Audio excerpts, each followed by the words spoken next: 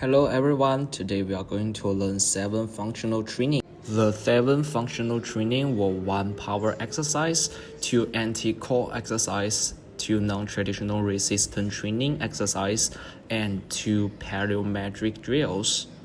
The movement design is mainly a physical training aimed at improving the performance of athletes in special sports. For each movement, I will first explain the key points and the definition of the training, then demonstrate the right and wrong pattern, and finally provide some step forward and backward.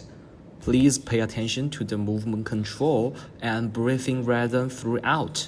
Okay, let's go. First of all, we did a power clean exercise.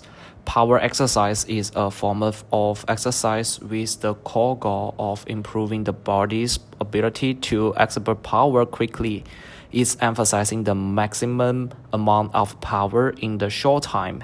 It's different from the traditional strength training based on increasing absolute strength and pay more attention to the explosive and the speed of movement.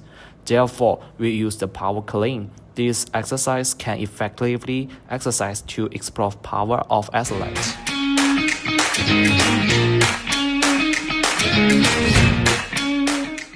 Before we start, we need to take an empty pail as a warm-up and practice movement.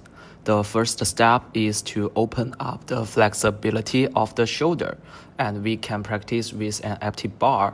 Draw an arrow around the bar with your elbow like this. Then we can divide the exercise into 3 parts. The first part is the lift. Let's try to lift the bar. Use your hip.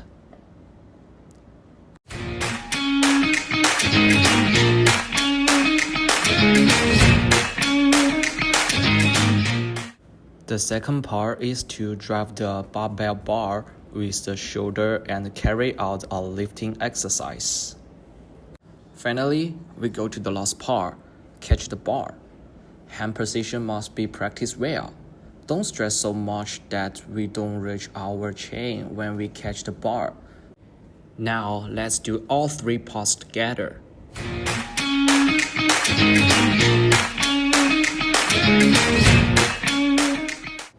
Now you can do a power clean. We should focus on the position. The foot hip widen apart, barbell against the shin star. Brace the hip extension, shrug, elbow, 3 linkage. Barbell strategy is always close to the body. Movement straight up and down. Now you already know how to do a power clean. However, as a novice, common mistakes are generally the front through the barbell. This part is mainly the hip raise too early, and others bend their arms prematurely, which can cause the movement to become a stiff power rather than an explosive hip lift. So don't do that position. Every training has their own regression and progression. For power clean regression, you can use PVC pipe or wood stick to practice track and acting spelling exercise. And for progression exercise, you can gradually increase the weight to 1.5 times the body weight. Now let's go to the next part, anti-core exercise. Anti-core exercise is a type of core training that focuses on resisting the influence of external force on the core rather than actually bending or rotating the torso. It's designed to improve core stability and control, helping the body maintain good posture and power transmission during various sport or daily activities. We are going to do 2 exercises in this part.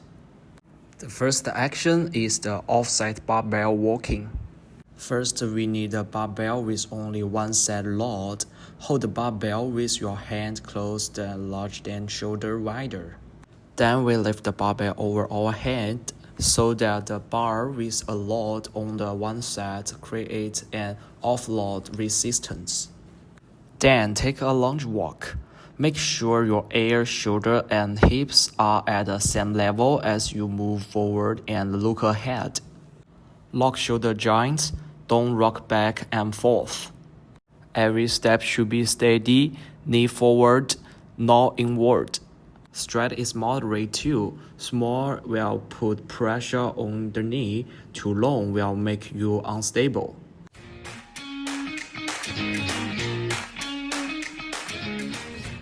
For an athlete, a strong core is the key to the transmission of power in the game. In the advanced training, you can gradually increase the weight of the barbell while maintaining core stability. But you are a very beginner, you can use lighter dumbbells to practice. As the video to practice. Now is the second exercise, the elastic band against the knob stretch. It's move practiced by everyone from sport rehab patient to elite athletics.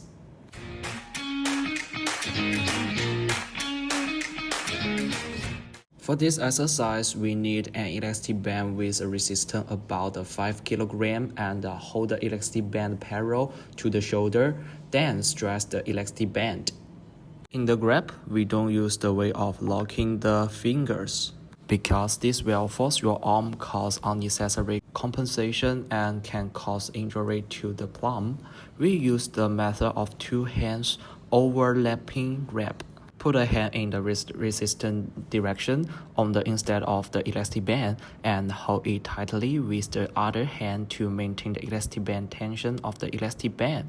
Feet on the ground, shoulder joint lock, ear, shoulder, hip level, the leg bend naturally. During the movement, the core tightens, the arms bend, and then the hand is slowly pushed out. At this time, the resistance band will have an inward load of force pulling the body, and what we have to do is to fight this resistance and maintain body stability. Don't do like we do, hip instability, rock back and forth from side to side, or move out the shape in order to maintain stability, which we should try to avoid when practicing. And if you are new training, you can try to fix the elbow joint and swing the elastic band up and down while the shoulder joint is locked. Once you can get familiar with this move, you can do up and down square while fixing your elbows. At the same time, we need to ensure the stability of the core. Now let's go to the part 3. In the third part, we do look at the non-traditional resistance training exercise. Non-traditional resistance training exercises are exercises that are different from traditional resistance training exercises, such as barbell squats, bench presses, and stiff pulse. Non-standard equipment, asymmetric weight, functional training methods, or dynamic motion patterns are often used to increase training variety, challenge stability, and improve athletic performance. We also learn two movements in this part. The first move is the variable resistance barbell bench press. Different from traditional resistance bench press, the variable resistance training barbell bench press increases the resistance of elastic band during training so that the resistance of entire exercise is not fixed. To start, we need to secure the elastic band under the shoulder and lie on the back in the training chair. Hold the bar with your hand closed, slide wider than your shoulder, and keep your feet familiar on the floor. When moving, the resistance is down, the resistance is up, and the shoulder joint is adduced. When going down, try to control the barbell slowly down, and when going up, push as fast as possible until your arms are naturally straight.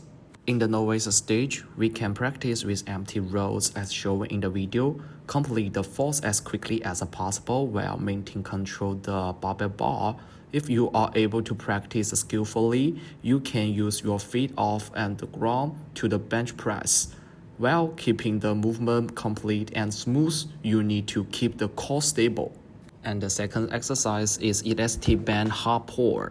This move is different from the traditional barbell hard pull. The elastic band increases the weight of the hard pull end, providing a better practice for the conversion of strength and power.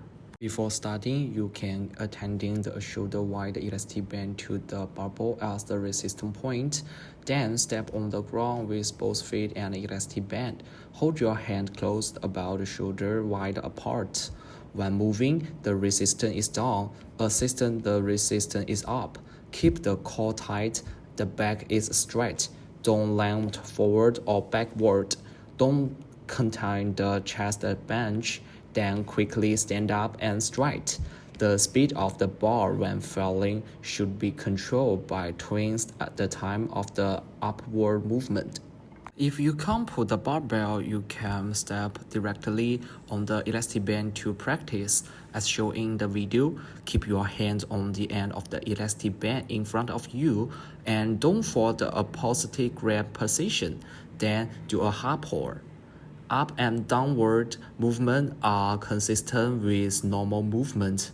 When you master this movement, you can gradually increase the weight of the bar for practice. The last part is plyometric drill. Plyometric training is a kind of a high-intensity training method which focuses on improving the rapid contraction ability and the explosive power of muscles. It enhances muscle and nervous system coordination through a faster strength shortening cycle, which improves athletic performance. I choose explosive upper limb muscle push-up and lower body drop dumbbell reverse jump for practice and demonstration. Explosive push-ups are explosive movements that exercise the pectoral major muscle. Before starting, need to find a fixed entry or Smith frame and place elastic band at the bottom of the reduce the negative impact of the pectoral major muscle in the push-up for a long time, so as to improve the explosive power of the pectoral major muscle.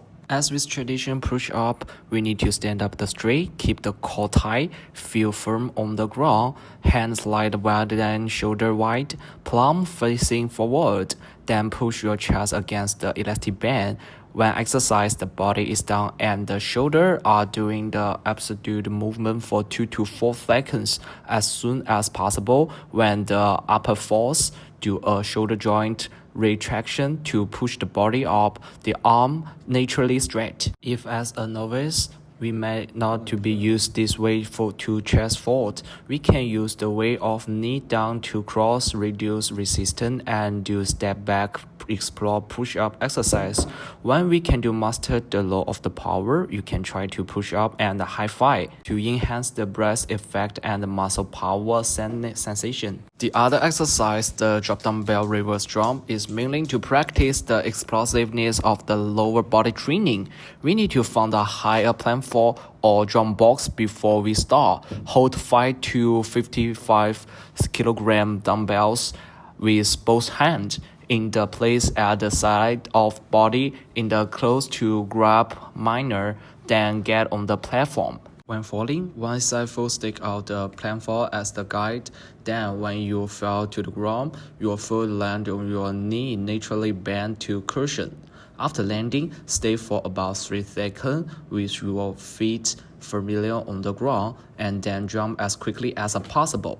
This process keeps the body as balanced and stable as possible without leaning forward or backward. When falling, pay attention to sort of the full landing first and then translation to the real palm to avoid too much in palm and injury.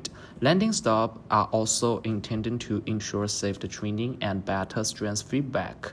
This plyometric training gradually increases the height of the fall and the weight of the dumbbell to achieve explore gains. If you are new, you can use this way, the self-weight training. If you are an elite athletic, you need to constantly push your jump height and the training load. Okay, the above is the whole content of this video. I hope that the training action can help you better understand various training method and safe and effective application in the future practice. That's all, thank you.